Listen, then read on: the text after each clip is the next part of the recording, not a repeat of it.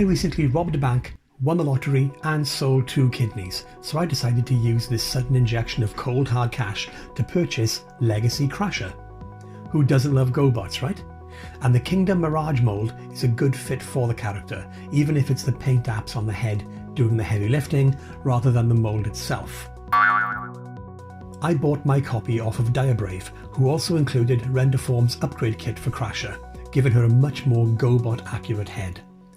Cast in 4 different resins with a lip paint app, it's a brilliant representation of Crasher and blends in with the Mirage mould effortlessly. Now originally I thought I could simply pop off the Mirage head, but after a bit of a struggle I realised that it wasn't going anywhere and I was just going to wreck the neck with too much force.